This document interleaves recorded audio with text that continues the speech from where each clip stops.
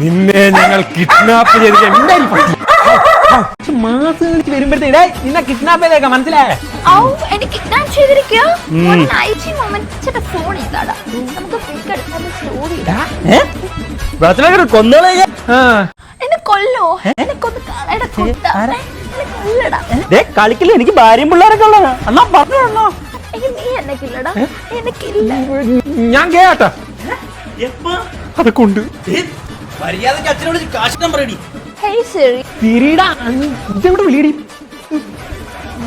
Hello അച്ഛ, എന്നെ kidnap ചെയ്തിരിക്കാം. നിങ്ങളുടെ മകളെ ഞാൻ കിഡ്നാപ്പ് ചെയ്തിരിക്കും. റേഷൻ കടയിൽ 300 രൂപ മേടിച്ചിട്ട് പെണ്ണ് പിടിക്കാൻ പോലും നിന്റെ മുട്ടെല്ലാം തന്നെ പിടിക്കും. എന്റെ അച്ഛൻ എന്തിനാ വിളിച്ചത്? നീ എന്നെ വീട്ടിൽ കയറ്റോടി. നിന്നെ ഉണ്ടല്ലോ എന്റെ ഫോൺ കൊടുത്തോളാം.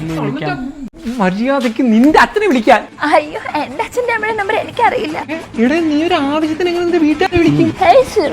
ഇവളെ ചിറിഞ്ഞാ അടിച്ചു പൊട്ടിക്കൊണ്ടല്ലേ. അണ്ണാ കൂൾ, നിനക്ക് വീടും കുടുംബമൊന്നുമില്ല. രാവിലെ എന്നെ ആരെങ്കിലും ഒന്ന് വിളിച്ചോണ്ടോ, അവരാണ് എന്റെ കുടുംബം. ഇന്ന് നിങ്ങളാണ് എന്റെ കുടുംബം. അണ്ണാ ഇവക്ക് പ്രാന്ത. അണ്ണാ നീ വിളിച്ചവരാരെങ്കിലും ഉണ്ടെന്ന്? എന്റെ ബെസ്റ്റ് ഉണ്ട്.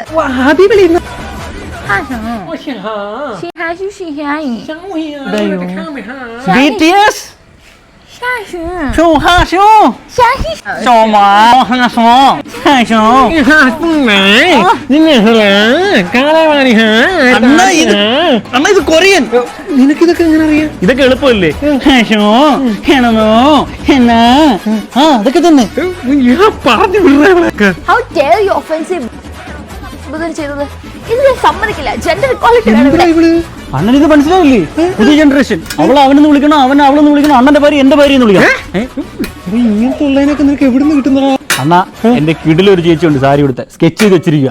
കാശ് നമുക്ക് ഇങ്ങോട്ട് കിട്ടും. ഇങ്ങനെ കൊട്ടുന്നൊരു ചേച്ചിയാണ്. അത് തന്നെ.